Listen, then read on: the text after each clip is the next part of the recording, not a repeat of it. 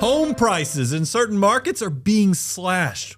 What do you need to know? Brian, I am so excited about this because finally it sounds like maybe, just maybe, there's a glimmer of hope. There's some light at the end of this housing tunnel because we're seeing something right now that we have not seen for a while. And I think it's going to be exciting to a lot of folks out there. Well, it's a long time coming. It's because a lot of the issues with what has driven prices up post-pandemic is inventory. I mean, you think about it. We shut down all the supply chains.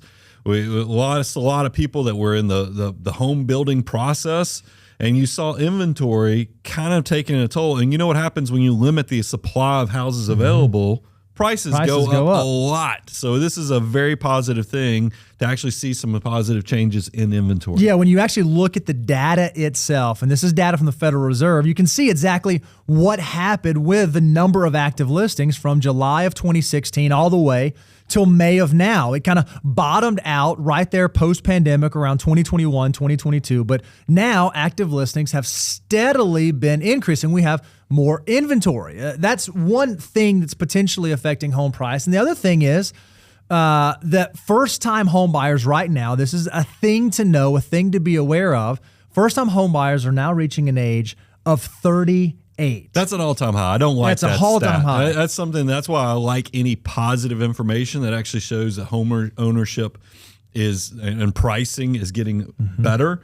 Is because I don't like seeing the stat that instead of it being, because it seems like it was just a blink of an eye ago, it was 33. Now we're at 38. I don't want to see us cross into 40 for something that I think is a lot of people's dream of owning a house, setting roots. It seems to get harder and harder. Well, and I think one of the reasons why that number has been pushed up is not only have home prices been increasing, but interest rates have not been super attractive. We know that right now the average mortgage rate in this country is about 6.8%. Now, that's lower than it has been. It's been as high as 7.5%, 8%, but that's still relatively high. So it's making it harder and harder for people to get into homes. So even though we're seeing glimmers of hope, it's still not an easy market for home or for individuals that are not homeowners to get into homes right now. But let's talk about where the rubber meets the road and the fact that now that we've got increasing inventories, we've got houses that are sitting on the market longer.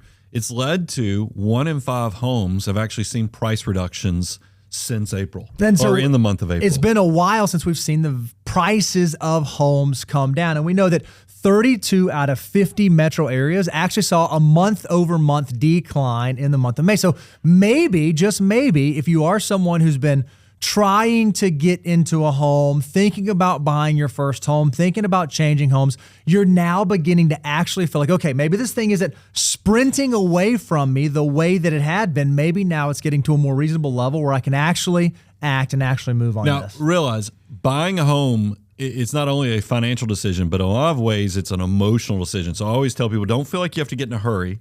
So just because we're seeing some positive trends doesn't mean you need to run out this weekend and go put a contract in. That's right. Because there's some analysis and homework you need to do, so that way you can take the emotion out of the decision making and actually see, is this something you should do for your best interest? Yeah, I think there's some questions that you can ask yourself. The first of which is, do I actually have a need for housing? I think so many of us have been taught, okay, well, graduate college, and then I get a career, and then I get married, and then I buy a house, or I start my career and I buy a house, and it's just this natural progression. That's not necessarily the case. Just because someone else bought a home, or just because that was someone else's trajectory, does not mean that has to be your trajectory. So you want to make sure before you make this giant decision, what for most people is the largest purchase you will ever make in your life, you want to make sure that it is something that actually matches where you are in your financial life and something that you actually need. And then have that, we say this on our home buying checklist, but make sure you have a plan to live there for 5 to 7 years.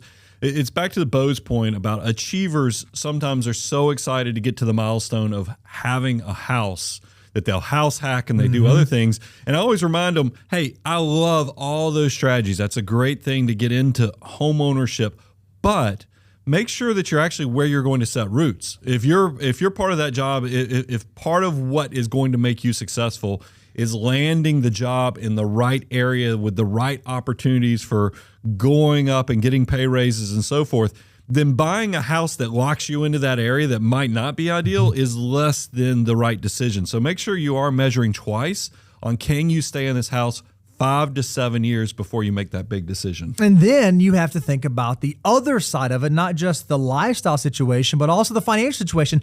Is this something that you can actually afford? Just because prices have come down does not mean that it's automatically made housing or home ownership affordable. So there are a few rules that you ought to abide by. And the one of which that we've seen the most people run afoul of or ignore in this recent housing market is, we want you to keep your total housing costs less than 25% of your gross income.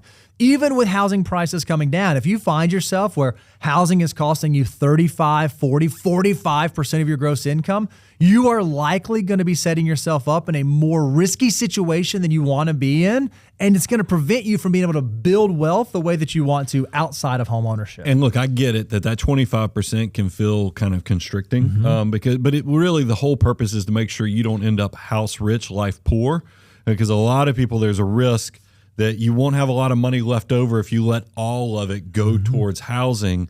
And it's back to that point. We do give a lot of grace on your first house purchase, is that you only have to put down 3 to 5%. That's right. So if you run afoul of this 25%, there's nothing that says you can't make a larger down payment if that's what's necessary to keep that rule respected. And so if you are someone who's thinking about this and you are someone who's entertaining the idea of buying a home, particularly your first home, we have a couple tools out at moneyguide.com/resources we want you to check out. One of them is our home buying calculator, where you actually can input your variables and it will tell you how much home can you afford. And we also have home buying checklists that tell you, hey, here are the things that you want to think about before you make this huge decision. I think that home ownership is a wonderful thing, and it makes a lot of sense in the financial lives of a lot of people, but it's not a necessity. It's not. I think that so many people operate in this world where I have to own a home, have to own a home, have to own a home.